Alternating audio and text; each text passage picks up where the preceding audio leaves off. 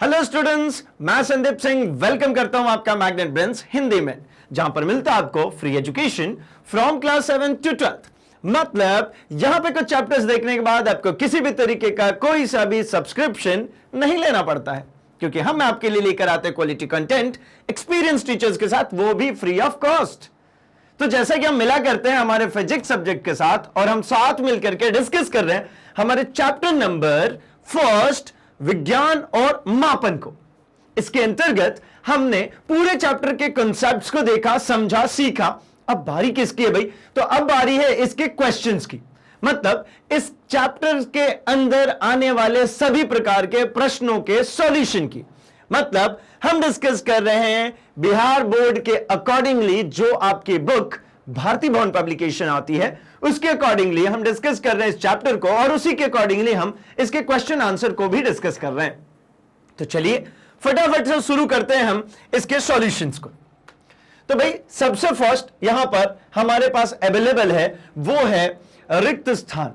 मतलब हमारे पेपर में एक्चुअली जो पेपर के अकॉर्डिंगली ही ये सब कुछ बना हुआ है। मतलब हमारे पेपर में आपने देखा हुआ होगा कि भाई हमारे पास ऑब्जेक्टिव्स भी अलग से आते हैं, एमसीक्यूज अलग से आता है, हमारे पास फिल इन द ब्लैंक्स आता है, मैच द कॉलम आता है, सही जोड़ी मिलाने को भी आता है। मतलब सारी फॉर्मेट्स हैं। तो हम भी वहीं से शुरुआत करते हैं भाई। चलिए फटाफट अपने आप को क्रॉस चेक कर लिया जाए। और आपके लिए भी एक छोटा सा काम है, वो क्या है भाई? तो आपको सिंपल सा काम करना होता है। क्वेश्चन जैसे फ्लैश होता है, हम नीचे कमेंट सेक्शन में जाते हैं और आंसर टाइप करते हैं। इसके दो फायदे, एक तो आपको पता चलता है कितनी तैयारी होगी, और दूसरा हमें पता चल जाता है कि अब आगे की तैयारी आपकी कैसी करानी है। तो फटाफट से तैयार हो जाइए और शुरू कीजिए इसका आंसर करना। सबसे फर्स्ट क्वेश्चन है हमारे पास, ऊष्मा का एसआई मात्रक क्या है?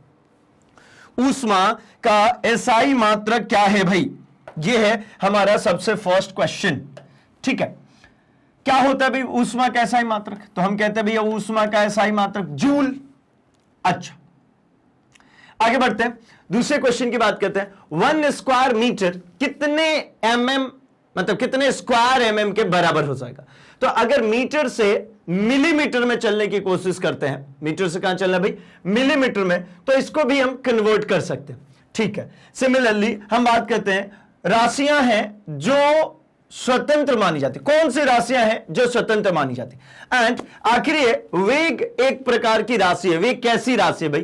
क्या यह आधारी राशि है, व्युत्पन्न राशि, कैसी राशि है? तो आंसर चेक कर लें क्या फटाफट? अगर आपने कर लिया होगा तो हम आंसर चेक कर लेते हैं एंड आपको कन्वर्जन भी सिखाता हूं। तो भाई ये जो है राशियां हैं जो स्वतंत्र रूप से मानी जाती हैं, ये कौन सी राशि है भाई? तो ये आधारी है। अच्छा, सेकंड क्यों छोड़ते जा रहा हूं भाई? तो सेकंड मैं आपको सॉल्व करके बताऊंगा। ठीक है, वेग जो है ये कैसा है भाई? तो ये व्युत्पन्न है। अच्छा, एक बार दोबारा से मैं थोड़ा सा याद दिला दूं। आधारी मतलब वो राशियां जो मूलभूत है, जो बेसिक है ना, जिसके बेसिस पे नए नए और राशियों का निर्माण किया हमने। जैसे कि आप देख पा रहे हैं वेग। वेग क्या होता है भाई? तो वेग को आप कहते हैं कि ये होता है हमारा विस्थापन बटा में समय। ये होता है हमारा विस्थापन बटा में समय। अब बारी इसकी आती है कि वेग जो है विस्थापन बटा समय, तो विस्थापन किस प्रकार का है? तो विस्थापन अल्टीमेटली तो ये दूरी है, किसके साथ भाई? दिशा सहित। अगर इसको दिशा के साथ में हम बात करेंगे तो ये है हमारा विस्थापन बटा में समय।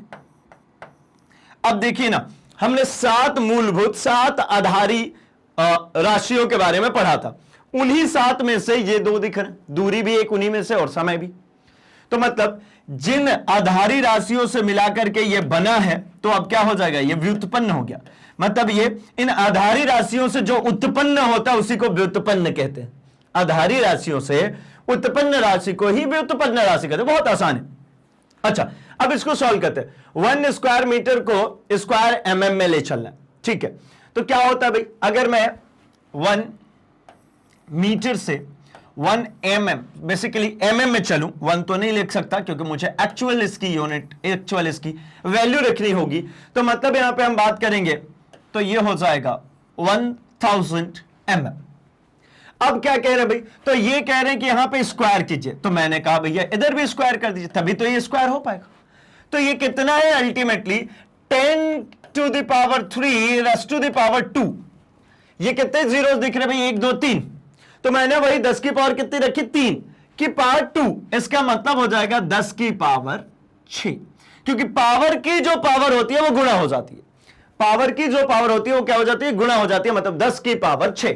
अर्थात मुझे फाइनली समझ में आ गया कि 10 की पावर 6 स्क्वायर mm हो जाएगा हमारा क्या, 1 स्क्वायर मीटर। ठीक, अब मिल चुका है आपको पूरा आंसर और समझ में भी आ चुका है भाई कि ये आंसर्स क्यों हैं, किस तरीके से। चलिए तो आगे बढ़ता हूं मैं अगले क्वेश्चन की तरफ। 4 क्वेश्चन हमने देखे और भी है भैया अभी हमारे पास फिल इन द ब्लैंक्स। आइए अगले फिल इन द ब्लैंक्स की बात करूं तो यहां पर दिख रहा है ज्योति तीव्रता का आधारी एसआई मात्रक क्या है। जो ज्योति तीव्रता होती है, जो ब्राइटनेस होती है, जो आप फोन में एडजस्ट करते हैं ना भाई, ऊपर से स्क्रॉल करते हैं फिर क्या कहते हैं ब्राइटनेस कम ब्राइटनेस ज्यादा, ये जो ब्राइटनेस जो एडजस्ट करते हैं आप, मतलब फोन की जो ल्यूमिनस इंटेंसिटी है, प्रकाश की जो तीव्रता है फोन की, उसको हम एडजस्ट करते हैं। ठीक है ना, जैसे आप सिंपली समझिए ना, धूप में गए और हम अपने फोन की ब्राइटनेस को कम कर दे तो क्या आपको वो फोन में कुछ दिख पाता है क्या, तब कहते हो नहीं यार कुछ नहीं दिख पा रहा है। लेकिन वही चीज उतनी ही ब्राइटनेस के साथ जब अंधेरे में जाते तो सब कुछ दिखता है। सिमिलरली जब हम अंधेरे में बैठ करके कोई चीज दिख रहे होता है तो फुल ब्राइटनेस नहीं करते। क्यों नहीं करते, आंखों को चुभती है, बहुत ज्यादा उसके अंदर में प्रकाश की जो तीव्रता है वो ज्यादा हो जाती है। लेकिन उसी चीज को जब लेकर के धूप में जाते हैं तो कंफर्टेबली दिखता है भाई, फुल ब्राइटनेस होने के बाद वो कंफर्टेबल दिखता है। क्यों, क्योंकि बाहर ऑलरेडी तीव्रता ज्यादा है। ठीक है ना, चलिए तो मतलब ज्योति तीव्रता का आधारी मतलब एसआई मात्रक क्या है अल्टीमेटली। तो ज्योति तीव्रता को किस चीज में नापते हैं ये फटाफट कमेंट में लिखिए भाई, हम फिर से आंसर डिस्कस करेंगे इनके।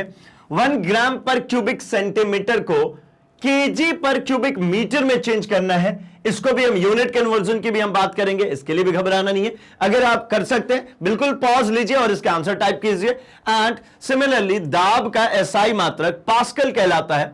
तो 1 पास्कल कितने न्यूटन पर स्क्वायर मीटर के बराबर होता है। मैं इसमें जरूर आपकी मदद कर दूंगा लेकिन मैं सॉल्व तो एक साथ ही करूंगा। देखिए ये जो पास्कल है ये किसके लिए भाई, दाब, और दाब जो होता है ये होता है अल्टीमेटली एक फॉर्मूला बल बटा में क्षेत्रफल। अब आपको थोड़ी सी मदद मिल जाएगी इसके बारे में डिस्कस करने के लिए 1 पास्कल के बारे में। क्यों भाई, तो बल की यूनिट क्या होती है, बल की यूनिट होती है न्यूटन और क्षेत्रफल की यूनिट होती है 1 स्क्वायर मीटर। और ये दाब की जो इकाई होती है, इसी दाब की इकाई को ये कहते हैं हम पास्कल, पीए। क्या कॉम्बिनेशन होता है हम इसके डिस्कस करेंगे। आपको जल्द से जानकारी है तो फटाफट कमेंट कीजिए। आइए आगे बढ़ता हूं मैं इसी तरीके से।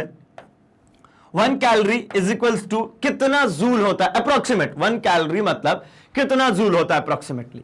ठीक है, चलिए तो आई होप कि अब तक आप आंसर कमेंट में टाइप कर चुके हैं। मैच करना शुरू करते हैं। आइए भाई शुरू करते हैं सबसे फर्स्ट से। तो सबसे फर्स्ट तो ज्योति तीव्रता का जो आधारी मात्रक है इसको कहते हैं कैंडेला। क्या कहते हैं, कैंडेला।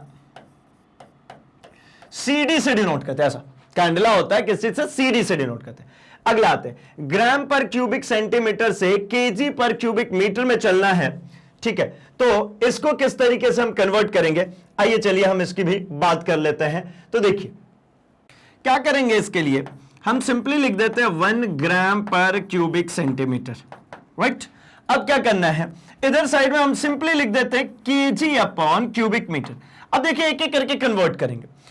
1 ग्राम और केजी में अगर कन्वर्जन देखते हैं तो अपने को यह बात पता है ना कि 1 केजी बराबर होता है 1000 ग्राम। मतलब मैं कह सकता हूं 10 की पावर 3 ग्राम। अगर इसका उल्टा मैं काम करता हूं, मैं लिखता हूं सिर्फ और सिर्फ क्या भाई, तो मैं लिखता हूं ग्राम बराबर, तो ये क्या हो जाएगा 1 बटा में 10 के पावर 3 केजी। ठीक है, अगर इसको हल करेंगे तो 10 की power -3 kg is equals to क्या हो जाएगा ग्राम। आराम से देखिए समझिए मैं क्या कह रहा हूं। 1 किलो में कितना होता है 1000 ग्राम। ठीक है ना, तो 1000 को क्या लिख सकते हो 10 की पावर 3 ग्राम। अब मुझे ग्राम का वैल्यू चाहिए, मतलब 1 ग्राम की वैल्यू चाहिए, तो यहां पे 1 रख दिया तो ये क्या होगा, ये 10 की पावर 3 नीचे आ जाएगा डिवाइड में 1 बटा 10 की पावर 3 केजी, अर्थात मुझे समझ में आया 10 की पावर -3 केजी। सिमिलरली मैं अगर बात करता हूं यहां पे 100 सेंटीमीटर का हमारा होता है भैया 1 मीटर। तो 1 सेंटीमीटर मतलब 1 सेंटीमीटर मुझे निकालना होगा तो क्या हो जाएगा 1 बटा में 100 मीटर। अर्थात मैं कह सकता हूं कि 1 सेंटीमीटर जो होता है वो 10 की पावर 2 मीटर, या फिर कह लूं तो 10 की पावर -2 मीटर के बराबर हो जाता है हमारा 1 सेंटीमीटर। अब भैया ये सारी बातें यहां रखनी है, चलिए रख के देखते हैं। ग्राम की जगह पे है ना। देखिए ये ग्राम की जगह पे कितना, 10 की पावर -3 किलो, तो ये 10 की पावर -3 आ गया ऊपर। ये क्यूबिक सेंटीमीटर है, तो सेंटीमीटर की जगह पे ध्यान रखिएगा, 1 सेंटीमीटर की जगह पे 10 की पावर -2, 10 की पावर -2 की पावर 3, क्यों, अपनी मर्जी से ना भाई, ये क्यूबिक सेंटीमीटर था तो इसको क्यूब, ये क्यूब तो रहेगा ना, ध्यान से देखिए, ये सेंटीमीटर की जगह रखा है, क्यूब तो रहेगा। हो गई बात खत्म। क्या कर दूं मैं अगली लाइन में, तो मुझे एक बात पता है, क्या पता है भाई, कि जो पावर्स होते हैं, है ना, अगर ये नेगेटिव का दिख रहा है, चलिए एक लाइन और लिखता हूं, 10 की पावर -3 और ये नीचे हो जाएगा 10 की पावर 2 की पावर 3, मतलब 10 की पावर कितना हो जाएगा, ये -6। अब अगर पावर नेगेटिव में दिख रहा है तो इसको ऊपर ले जाएंगे तो प्लस, और जो ऊपर नेगेटिव में दिख रहा है उसको नीचे लाएंगे तो प्लस, मतलब इनको चेंज कर दूं मैं तो ये ऊपर चला जाएगा 10 की पावर 6 और नीचे आ जाएगा 10 की पावर 3। काटेंगे जब अगर तो 3 से 3 बार में ये कैंसिल होगा, मतलब 10 की power 3 kg per cubic metre. I hope आपको समझ में आई है। सिर्फ और सिर्फ ये रहा calculation, 2 step, 10 to the power 3 kg per cubic metre, मतलब यहां पे भर देता हूं 10 to the power 3 kg per cubic metre, खत्म बात। अच्छा अब बात करते हैं इसमें पास्कल के लिए। तो अगर मैंने यहां पे 1 पास्कल लिखा होता, ये 1 पास्कल की मैं बात करता, तो 1 newton upon 1 metre square metre, तो मतलब यहां पे क्या भर दो, 1 pascal equals to 1 newton per metre square. Clear. अच्छा अब इसकी बात करते हैं, ठीक है ना, हम बात करते हैं कैलोरी से जूल में कन्वर्जन की, कैलोरी से जूल में कन्वर्जन की। तो मैं इसके लिए भी इसी तरीके की बात करूंगा जैसा मैंने अभी इसके लिए लिखा हुआ है, सेम टू सेम बातें चलेंगी। क्या बात होती है भाई, तो ये है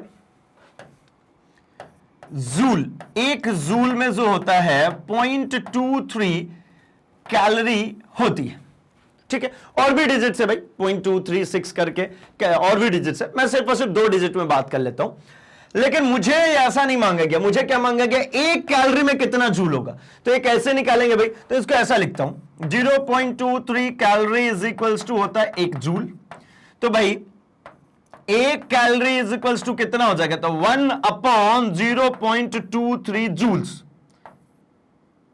इतना जूल। अब क्या करें भाई, इसको इससे डिवाइड कर दीजिए, ये अप्रॉक्सीमेटली आ जाएगा 4.2 जूल के बराबर। कितना आ जाएगा, 4.2 जूल के बराबर। अप्रॉक्सीमेट क्यों लिखा भाई, लगभग क्यों लिखा हुआ, क्योंकि मैंने बोला ना ये 0.2369 ऐसे करके और डिजिट्स है इसमें, सिर्फ मैंने 2 ही डिजिट की बात की है, और भी डिजिट्स हैं, इसीलिए मैं यहां पे जो वैल्यू लिखी जा रही है वो क्या लिखी जा रही है, लगभग। अब एक डेसिमल में आपको 3 डिजिट, मुश्किल से 3 डिजिट तक ही सॉल्व करना है, मैंने 2 ही किया है, 3 के बाद नहीं करते जनरली, 4, 5, 6, थोड़े सा हायर क्लासेस में आएंगे तो वो भी करना है, अभी के लिए आपको नहीं घबराना, इसलिए वहां पे अप्रॉक्सीमेट वैल्यू दी। कैसे निकालते ये बात समझ में आ गई है, तो आपके सामने आंसर है। हमने अब कुल 8 क्वेश्चन रिक्त स्थानों के पूर्ति के लिए किया है और आपने अपने आंसर अब मैच कर लिए होंगे। तो चलिए बढ़ते हम अपने अगले फॉर्मेट पे, अगले टाइप के क्वेश्चंस पे, और वो है हमारा अति लघु उत्तरीय प्रश्न। ये भाई जनरली मुझे 1 मार्क्स में देखने, 1 मार्क के लिए मुझे देखने को मिल जाता है। 1 मार्क मतलब कि आप सिंपली समझ सकते हैं कि एक सेंटेंस में आंसर करने को जनरली दिया जाता है, वो 1 नंबर का ही होता है। क्या कहना भाई, तो सबसे बेसिक ही क्वेश्चन है ये, विज्ञान क्या है। तो हमने क्या बात करी थी, किसी भी टॉपिक, किसी भी सब्जेक्ट, किसी भी बिंदु के बारे में, किसी भी विषय वस्तु के बारे में विशेष ज्ञान को ही विज्ञान कहते हैं। खत्म। क्या, किसी भी, किसी चीज के लिए, है ना, उससे संबंधित अगर आपके पास विशिष्ट ज्ञान है, विशेष ज्ञान है, उसके बारे में आप हर कुछ जानते हैं, ठीक है, उसको ही हम विज्ञान कहते हैं। अब उसमें विशिष्ट क्या होगा भाई, विशेषता आखिर उसकी क्या हो जाएगी। तो ऐसा समझिए कि अगर किसी भी चीज को उसी क्रमबद्ध तरीके से कोई भी दोहराए तो रिजल्ट सेम आना चाहिए, इसका मतलब वो विज्ञान का पार्ट हो गया। मतलब अगर एक स्विच, सिंपल समझ, एक स्विच है, अब कोई छोटा बच्चा जिसको इलेक्ट्रिसिटी के बारे में सुना ही ना हो, कुछ जानता भी ना हो, फिर भी वो स्विच ऑन करेगा और मान लीजिए उससे बल्ब जुड़ा हो और लाइट हो, मतलब इलेक्ट्रिसिटी हो वहां पे, तो भैया बल्ब का स्विच ऑन करेंगे तो बल्ब जलेगा। अब एक कोई बिल्कुल समझदार व्यक्ति जिसके उसके बारे में सब कुछ आता, मतलब वो इलेक्ट्रिशियन है, उसको सब कुछ समझ में आता, वो भी स्विच दबाएगा तो वो बल्ब ग्लो करेगा।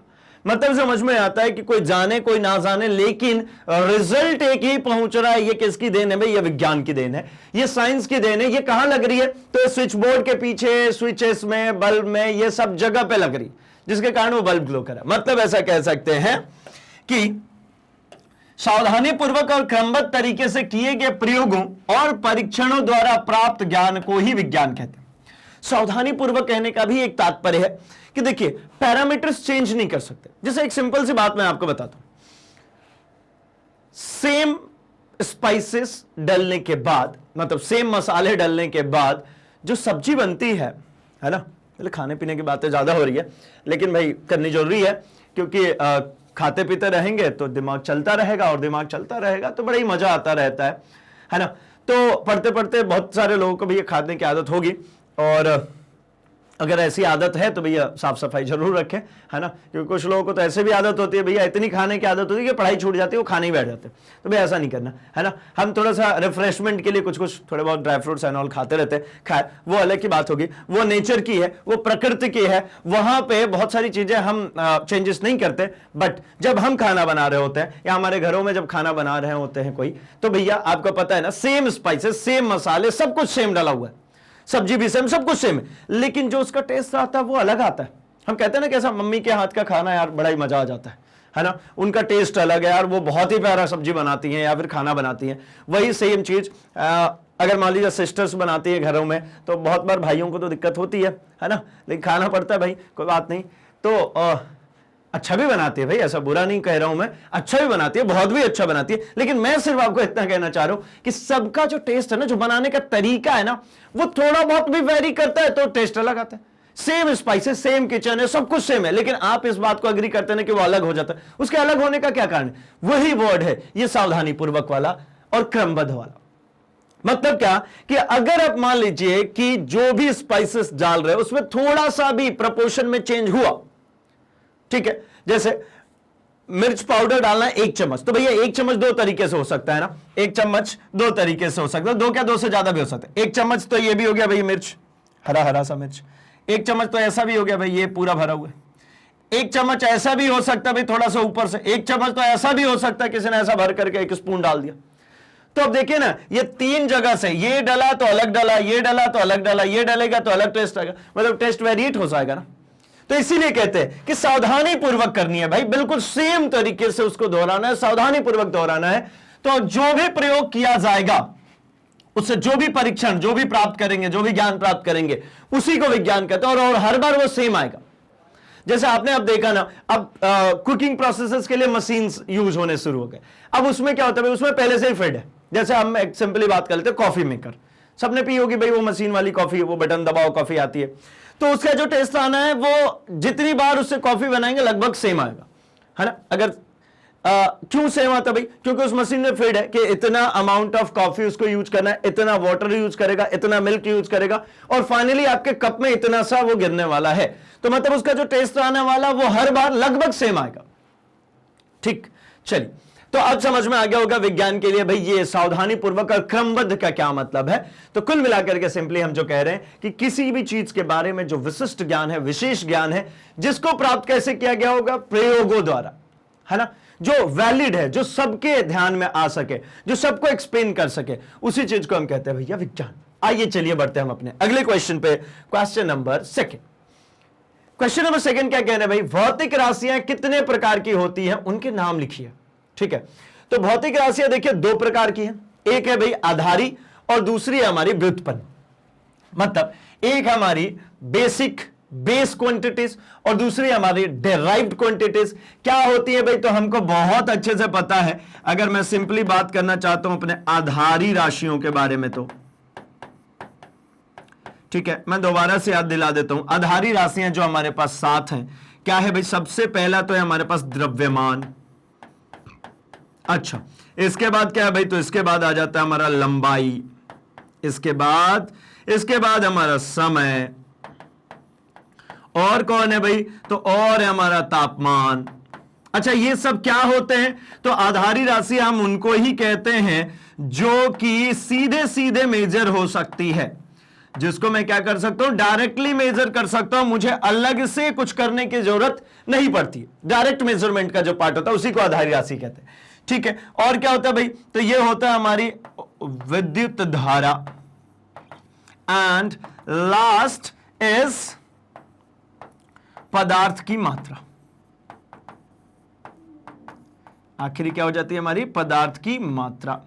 ये हमारी कुल सात राशियां हैं, है ना? ये कुल 7 राशियां हैं जिनको हम आधारी राशि कहते हैं, ठीक है? बेस क्वांटिटी कहते हैं, बेसिक क्वांटिटी। और इनको मिला के जो बनता है, इनको जो मिला करके बनता है उसको हम कहते हैं व्युत्पन्न राशि, ठीक है ना? जैसे मान लीजिए हमने बात कर ली है लंबाई और समय, इन दोनों की बात करता हूं मैं। सिंपली किसकी बात करना चाह रहा हूं? लंबाई और समय। आइए चलिए कीजिए बात लंबाई और समय की। तो लंबाई और समय लिखना है तो मैं लिख देता हूं ऐसा, लंबाई बटा समय। आप कहेंगे ऐसा तो कोई फॉर्मूला नहीं पढ़ा है, आप क्या लिख रहे हैं? तो भाई मैं ये लिख रहा हूं, देखिए, लंबाई का अर्थात दूरी, और समय तो समय है। अब बोलिए, अब आपको पता है कि नहीं? तो आप कहेंगे हाँ भाई ये मुझे पता है, इसको चाल कहते हैं, है ना? तो चाल क्या हो गई? ये हो गई व्युत्पन्न। ये कौन है? ये है व्युत्पन्न। व्युत्पन्न का मतलब क्या सिखाया? जो आधारी से हो उत्पन्न उसी को कहते हैं व्युत्पन्न।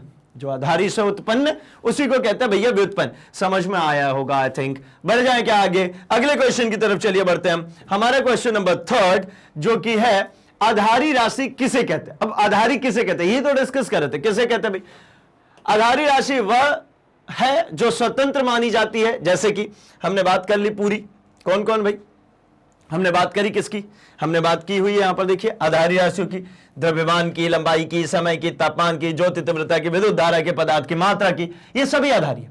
आधारी का मतलब ये है कि जो स्वतंत्र है, स्वतंत्र, फ्री, जो किसी पर निर्भर नहीं कर रहा। देखिए चाल की मैं बात करूंगा तो चाल निर्भर कर रहा है किस पे भाई? लंबाई पे, मतलब दूरी, तय की गई दूरी और समय पे। लेकिन अगर मैं बात करता हूं आधारी की तो किसी पे निर्भर नहीं कर रहे भाई, ये डायरेक्टली मेजर हो जाते हैं, सीधे सीधे इसका माप हम निकाल सकते हैं, इसीलिए इनको कहते हैं आधारी राशि। ठीक है, चलिए आगे बढ़ जाता हूं मैं अपने क्वेश्चन नंबर 4 पे। एंड यहां पर अब बात करें व्युत्पन्न राशि। तो व्युत्पन्न राशि मैंने क्या बताई थी? मैंने यही तो कही थी कि आधारी राशियों से उत्पन्न राशि को व्युत्पन्न राशि कहते हैं। क्या भाई? सिंपली आधारी राशियों से उत्पन्न राशि को व्युत्पन्न राशि कहते हैं। अब ऊपर आपको बहुत सारे एग्जाम्पल दिख रहे हैं। अब इनमें से कोई सा भी एग्जाम्पल आप उठाइए, उसको आप तोड़ते जाइए, आपको फाइनली आधारी राशियां ही दिखेंगे। आप बोलिए भाई किसको कर दूं मैं करूं क्या? मैं ऊर्जा को करता हूं। चलिए आप बोलेंगे भैया कह रहे तो ऊर्जा को करना शुरू हो गया, कार्य को। तो भाई कार्य करने की जो क्षमता होती है उसी को ऊर्जा कहते हैं। कार्य करने की जो क्षमता है उसी को ऊर्जा कहते हैं। तो इसका मेजर जो होता है कार्य ही होती है। अगर किसी की ऊर्जा मेजर करनी है तो उस व्यक्ति को काम दीजिए, उससे काम करवाइए, वो जो काम करेगा वही उसकी ऊर्जा है भाई, वहीं से पता चल पाएगी। तो कार्य बराबर होता है मेरा बल गुणे विस्थापन। अब बल की बात मैं करता हूं तो बल क्या होता है भाई? तो बल होता है द्रव्यमान। क्या होता है ये? द्रव्यमान इंटू त्वरण। क्या होता है ये? द्रव्यमान इंटू त्वरण। तो हो क्या जाएगा भाई? ये लिखने के बाद में हम इसमें विस्थापन का और गुणा कर देंगे, है ना? तो ये देखिए ना, अब अल्टीमेटली अगर हम देखते हैं तो मेरे पास ये द्रव्यमान जो है ये तो मुझे मिल गया बेसिक, है ना? ये मेरी आधारी राशि विस्थापन भी आ गई। त्वरण अभी आधारी नहीं है तो इसको भी तोड़ता हूं मैं। देखिए द्रव्यमान इंटू त्वरण की अगर हम बात करते हैं तो ये अल्टीमेटली होती है क्या भाई? तो ये हो जाता है मेरा विस्थापन बटा समय का स्क्वायर, मतलब स्क्वायर ऑफ टाइम इंटू विस्थापन। अब देखिए ना, इसको तोड़ते तोड़ते मैं पहुंच गया, कहां पे पहुंचा हूं भाई? तो ये आखिरी लाइन दिख रही है, द्रव्यमान इंटू विस्थापन का भी स्क्वायर और नीचे टाइम भी स्क्वायर्ड है, समय भी स्क्वायर्ड है।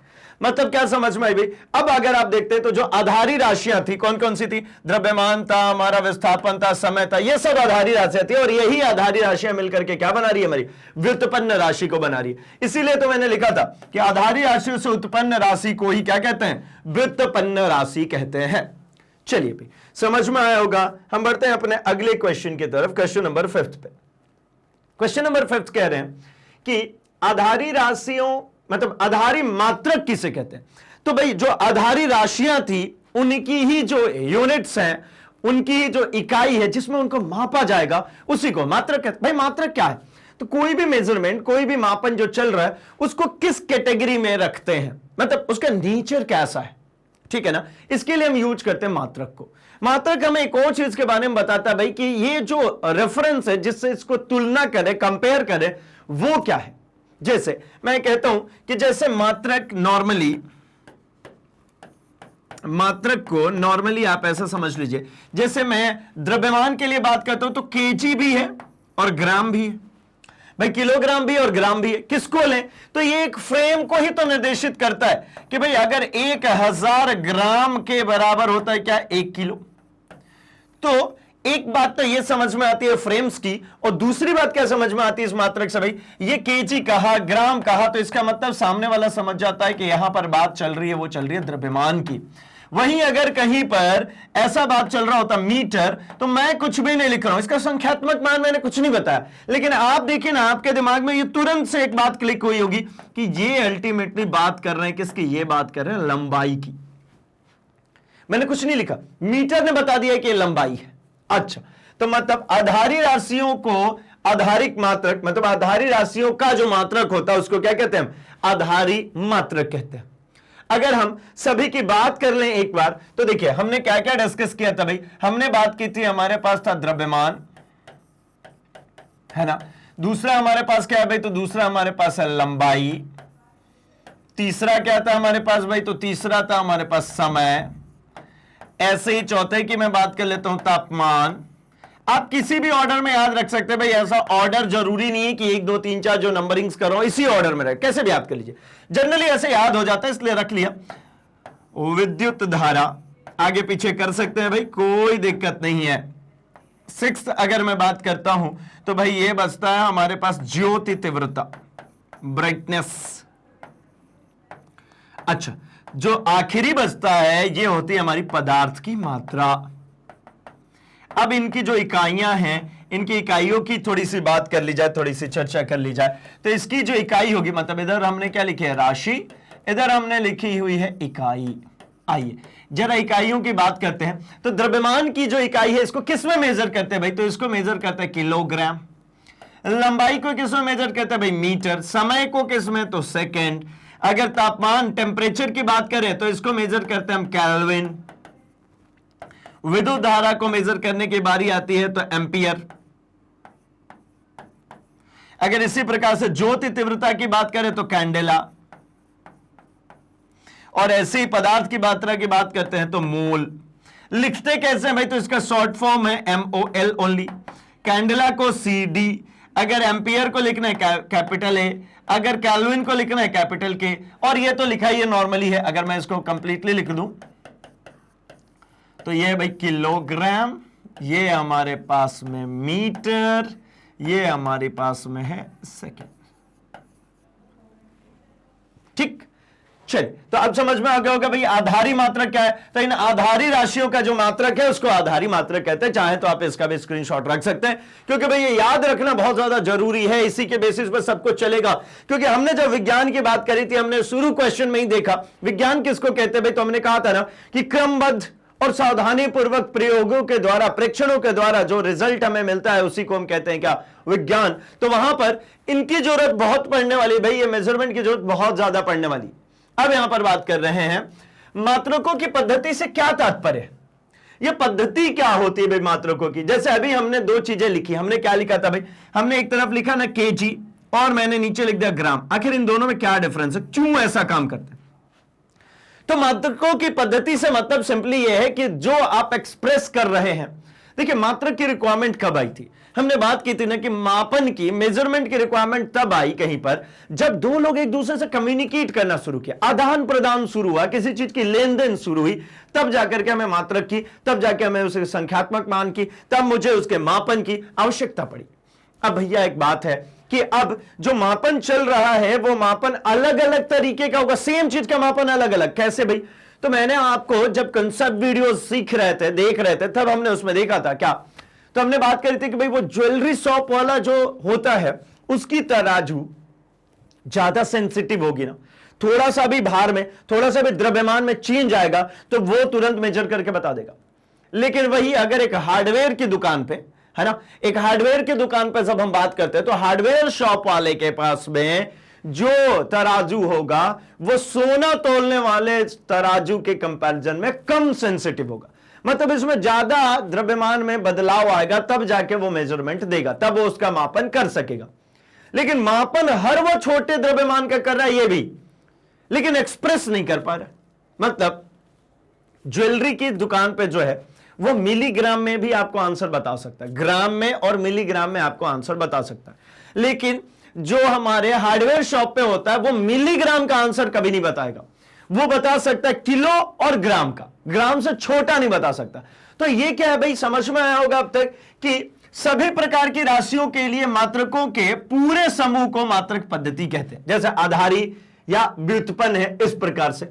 अब कैसी कैसी पद्धतियां हैं, तो देखिए हमारे पास मात्रकों की पद्धति के लिए सबसे पहले अगर हम बात कर लेते हैं तो हम बात करते हैं सीजीएस सिस्टम है। एक है हमारे पास सीजीएस सिस्टम, दूसरा हमारे पास सिस्टम है एमकेएस सिस्टम, और एक सिस्टम है हमारे पास एफपीएस सिस्टम, और एक और है हमारे पास SI.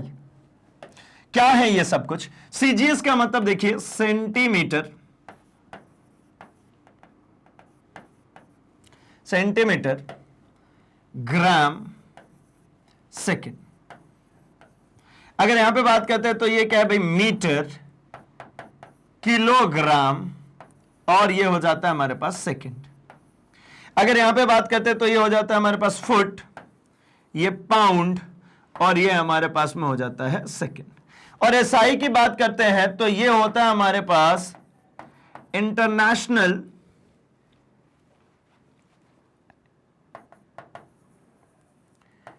Units, sorry international system of unit. ये क्या भाई, इंटरनेशनल सिस्टम ऑफ यूनिट्स। मतलब क्या समझ में आता है, ये एसआई यूनिट जो है यही किसको कहते हैं भाई, यही एसआई यूनिट है हमारा, ये जो एमकेएस पद्धति है इसी को हमने एसआई यूनिट का। ये अलग अलग क्यों है उसके बारे में समझते हैं। देखिए सेंटीमीटर और ये है मीटर। अब मीटर स्टैंडर्ड है, ये क्या है भाई, स्टैंडर्ड, ठीक है।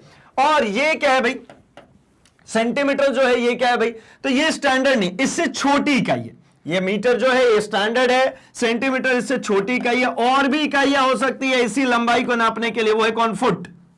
मतलब ये सब लोग किसको नाप रहे हैं भाई, ये सब लोग लंबाई को नाप रहे हैं। वैसे ये सब लोग किसको नाप रहे हैं, तो ये सब लोग द्रव्यमान को नाप रहे हैं। वैसे ये सब लोग किसको नाप पा रहे हैं भाई, तो ये सब लोग समय को नाप रहे हैं।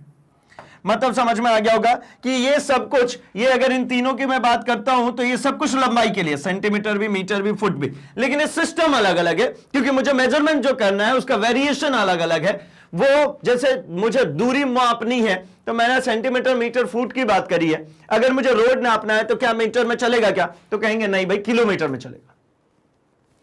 दो ग्रहों के बीच की दूरी नापनी है, ठीक है, या दो तारों के बीच की दूरी नापनी है तो वो क्या किलोमीटर में चलेगा, तो कहेंगे नहीं भाई वो नहीं चलेगा किलोमीटर में, उसको लाइट ईयर्स में नापेंगे। और आगे बढ़ेंगे तो पारसेक में नापेंगे भाई, प्रकाश वर्ष में या पारसेक में नापेंगे। क्यों? क्योंकि डिस्टेंस बहुत बड़ी है तो उसके अकॉर्डिंगली हमारा जो फ्रेम है, हमारा जो स्केल है उसको भी बदलना पड़ेगा।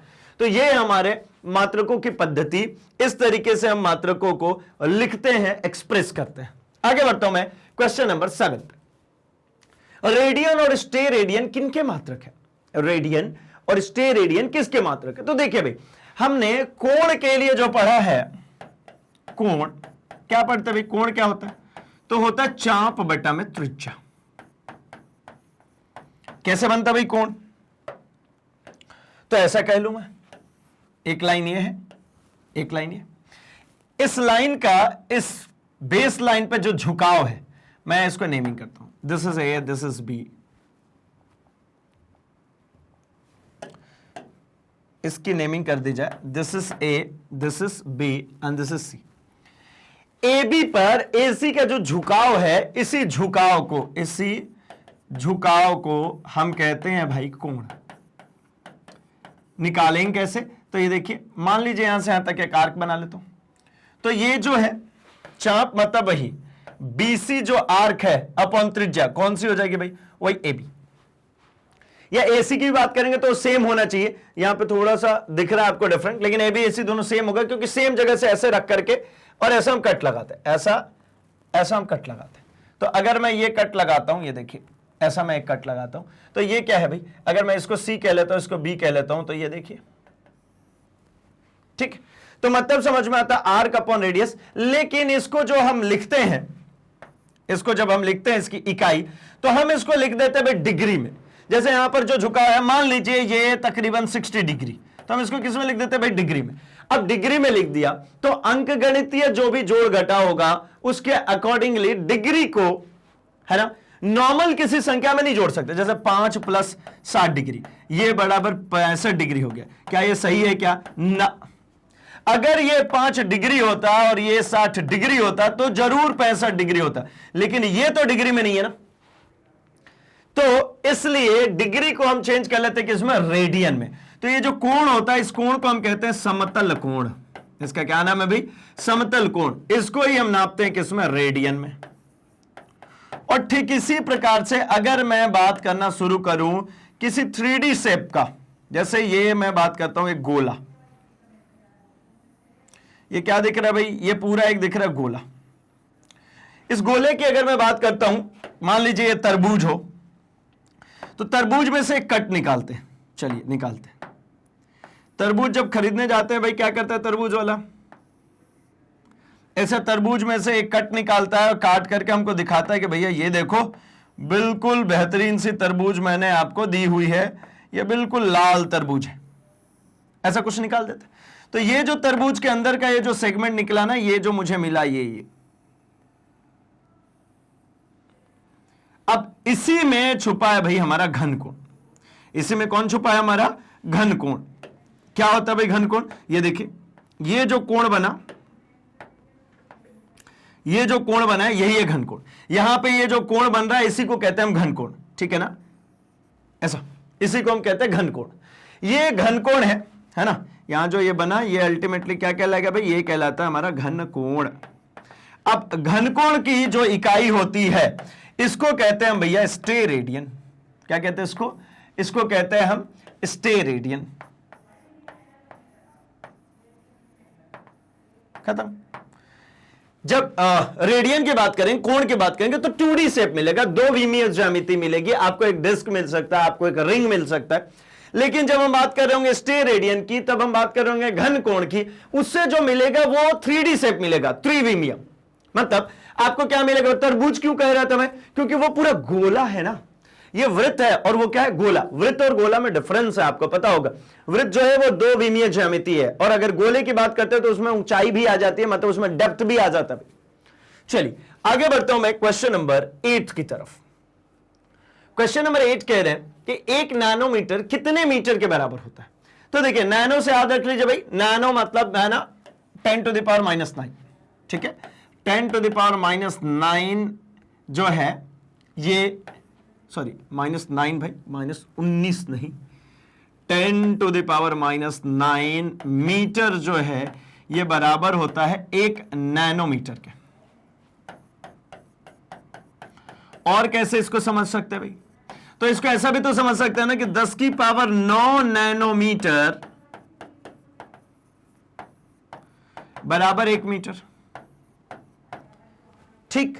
अच्छा, ऐसा नहीं आता तो इसको हटाता हूं, मैं एक और तरकीब देता हूं। यहां पे मीटर को यहीं रखिए भाई, 1 मीटर बराबर 1 में, ये नीचे चला जाएगा ना, तो 10⁻⁹ नैनोमीटर। अब बोलिए, अब तो ठीक कर रहा हूं ना। अच्छा भाई, तो ये कितना हो जाएगा भाई, 10⁻⁹ नीचे है, ऊपर आएगा तो कितना हो जाएगा, 10⁹ नैनोमीटर। खत्म बात। 1 मीटर बराबर, अभी थोड़ी देर पहले वो केजी और सेंटीमीटर वाले की बात करी थी हमने, है ना, उसी के जैसा इसको भी कर रहे हैं, ताकि आपको है ना वो सेम सेगमेंट रिपीट हो जाए, तो जल्दी से याद होगा, लंबे समय तक याद रहेगा। खत्म करें क्या, तो क्वेश्चन नंबर 8 तक हमने यहां तक देख लिया भाई, और इसको याद भी रख लिया, नैनो से 9 याद रख लीजिए, याद रह जाएगा। प्रकाश वर्ष क्या है, अभी थोड़ी देर पहले मैंने इस वर्ड को यूज किया था जब हम बात कर रहे थे स्केल की, कि भाई डिस्टेंस के कौन कौन से स्केल हो सकते हैं। तो हमने कहा था कि एक और स्केल है हमारे पास, जैसे हमारे पास सेंटीमीटर था, मीटर था, किलोमीटर था, और एक चीज है हमारे पास क्या भाई, लाइट ईयर्स, प्रकाश वर्ष। प्रकाश वर्ष का क्या मतलब है, तो सिंपल से समझिए, ऐसा समझ सकते इसको। आता हूं मुद्दे पे, लेकिन उसके पहले समझा दो। प्रकाश की जो चाल होती है, प्रकाश की चाल, वायु में बात करूं है ना, या निर्वात में, ठीक है, वायु या फिर हम बात कर लेते हैं निर्वात में, तो ये हमें पता है, ये थोड़ी सी तरकीब है निकालने की, है ना। ये होती है हमारी 3 इंटू 10⁸ मीटर प्रति सेकेंड। ये होता है भाई हमारा क्या, प्रकाश या फिर वायु में, निर्वात में चाल, ठीक, प्रकाश की चाल जो है वायु में या निर्वात में। अच्छा, ये तो हो गई चाल, गौर कीजिएगा, ये कौन है भैया, चाल। अब हमको एक और बात कह दी गई, उन्होंने कह दिया भाई समय और रख लीजिए। समय कितना दे दिया भैया, तो कहा 1 वर्ष। अब 1 वर्ष की अगर मैं बात करना शुरू करूं तो कितना होगा भाई 1 वर्ष, तो आप कहेंगे 365 दिन। अच्छा, 365 दिन में कितने घंटे, तो मैं कहूंगा 24। 1 घंटे में भैया क्या होगा, तो 1 घंटे में 60 मिनट, और 1 मिनट में क्या होगा, तो 60 सेकंड। इसको गुणा कीजिए, ये हो गया समय, और ये हो गई ऊपर क्या, चाल।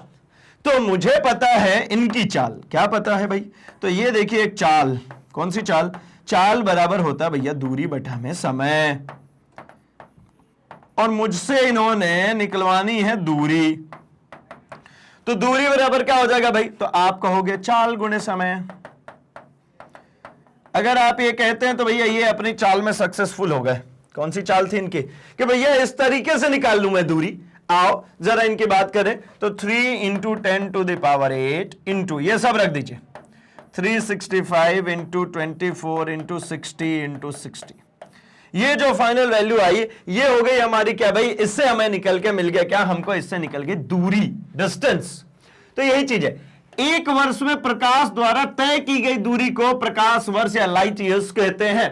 कितना चलेगा भाई, तो ये चलेगा, ठीक है, ये कितना चल रहा है, ये चल रहा है 3 इंटू 10⁸, 365 क्रॉस 24 क्रॉस 60 क्रॉस 60, इतना दूरी वो तय करेगा। इतनी बड़ी वैल्यू जो है, ये जो बहुत बड़ी वैल्यू है मीटर में, किस में आएगा भाई आंसर, मीटर में।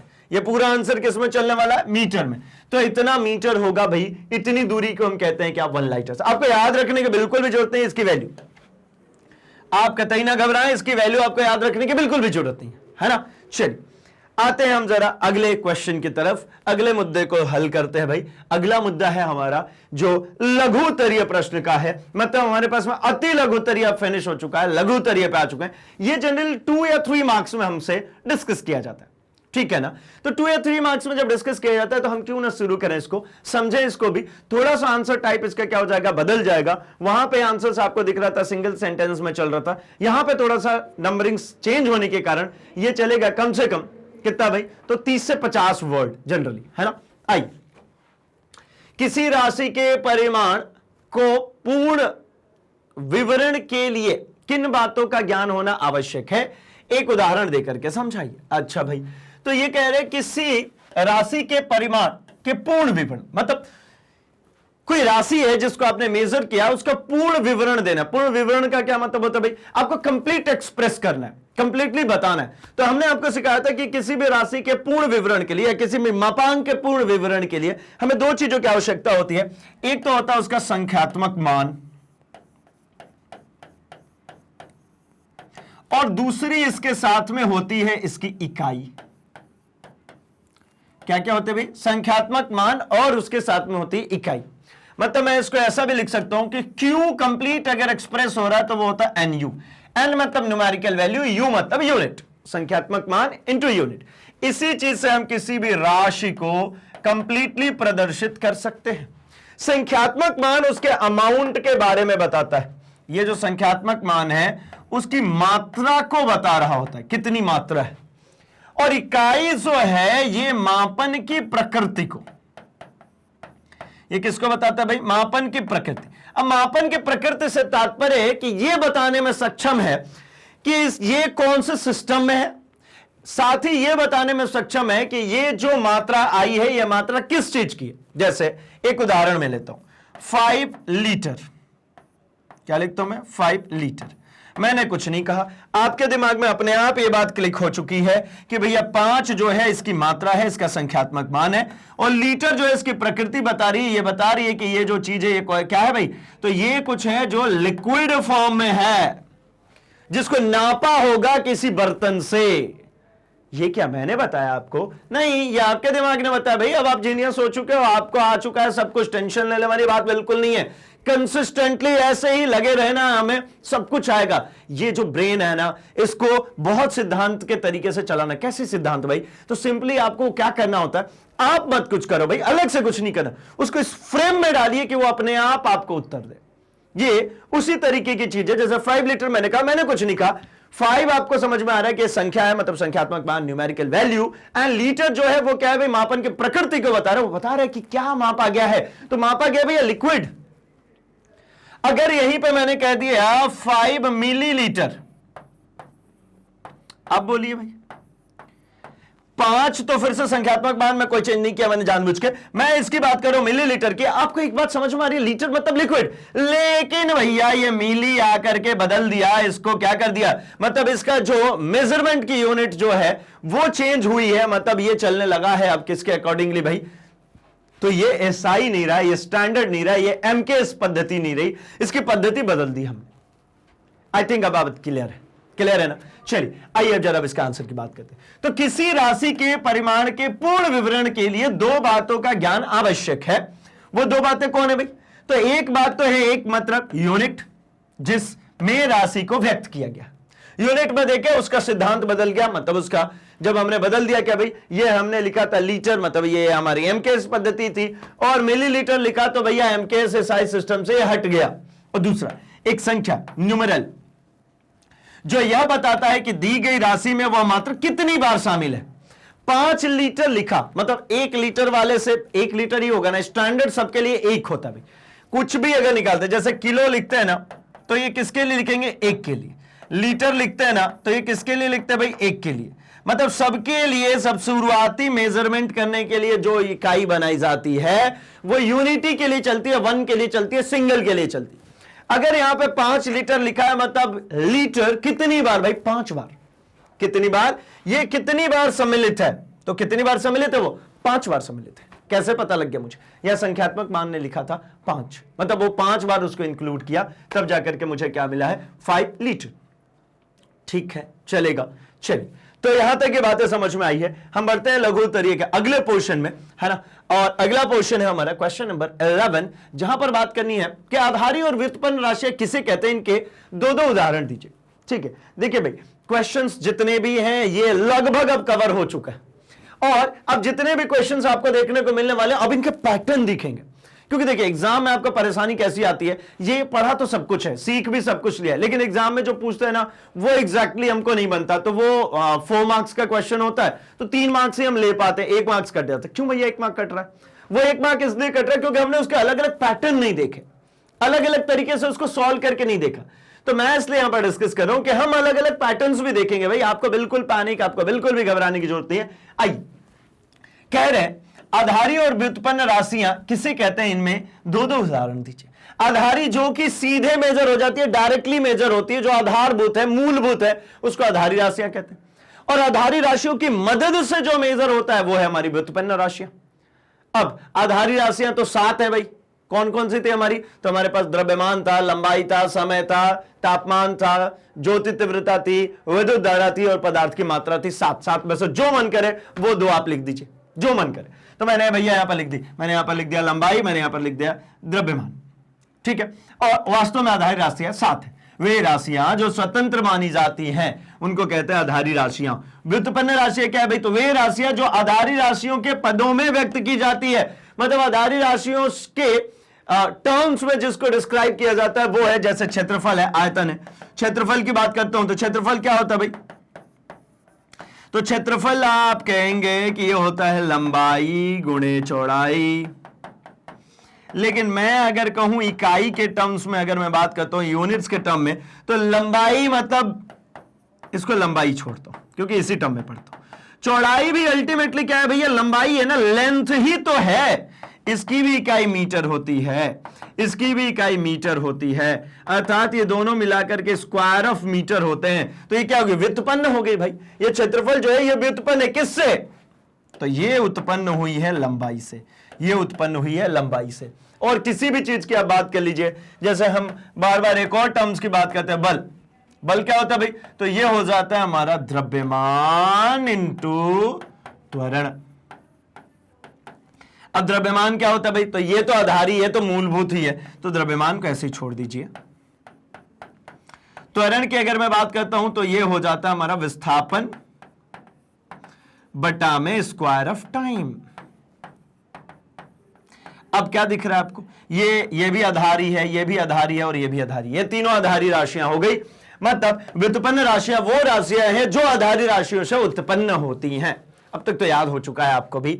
चलिए आगे बढ़ता हूं मैं, क्वेश्चन नंबर 12 की बात करते हैं और यहां से हम शुरू करते हैं हमारे दीर्घ उत्तरीय प्रश्न को। क्या है भाई, तो ये कह रहे एसआई मात्रक, मतलब एसआई यूनिट्स बेसिकली, कि संकेताक्षरों को लिखते समय ध्यान देने योग्य किन्हीं 3 बातों का उल्लेख कीजिए। उदाहरण सहित करनी है भैया उल्लेख। एसआई मतलब क्या भाई, तो जो इंटरनेशनल सिस्टम ऑफ यूनिट है, मतलब जो स्टैंडर्ड सिस्टम ऑफ यूनिट है भाई, जो इसके अकॉर्डिंगली हमारा पूरा वर्ल्ड समझता है। क्योंकि देखिए मात्रकों कोई जब प्रयोग की बारी आई ना, तो अलग अलग क्षेत्र में अलग अलग तरीके के मात्रक प्रयोग में लाए जाने लगे। जैसे कि हमने अपने कंसेप्ट वीडियोस के माध्यम से समझा था कि जैसे जमीन नापने की बात होती है तो कुछ जगहों पे बिघा में जमीन नापी जाती है, कुछ जगहों पे एकड़ में नापी जाती है। लेकिन भाई इससे काम नहीं चलेगा। इससे क्या, हम सिर्फ अपने क्षेत्र विशेष में समझ सकते हैं। दूसरे क्षेत्र में जाएंगे, दूसरी कंट्री में जाएंगे तो वहां नहीं समझ सकते। वहां कैसे समझेंगे भाई, तो वहां के लिए हमने क्या बनाया, तो उसकी इकाई को बदला और हमने वहां के लिए बनाई क्या, हेक्टेयर। अब यह सब जगह समझी जाएगी। सिमिलरली मैं बात करूं तो लंबाई नापने के लिए भाई कुछ जगहों पे फुट में नापी जाती है, कोई सेंटीमीटर में नाप रहा है, कुछ किलोमीटर में नाप रहे हैं, कोई कैसे, कोई गज में नाप रहा है, कुछ भी हो रहा है भाई, तो कैसे चलेगा। तो भाई इसको नापने के लिए एक स्टैंडर्ड बनाया गया कि भैया एक देश दूसरे देश से कैसे कम्युनिकेट करेगा, अलग अलग क्षेत्रों में अलग अलग ही होता रहेगा तो कैसे चलेगा। तो इसलिए उसके लिए हमने क्या बनाया, उसके लिए बनाया इंटरनेशनल सिस्टम ऑफ यूनिट्स, जो कि इंटरनेशनली मतलब अंतरराष्ट्रीय स्तर पे देश एक दूसरे को समझ सके, अंतरराष्ट्रीय स्तर पे उसको मानक बनाया गया। उसी मानक के तहत हर जगह पे बातचीत शुरू की गई।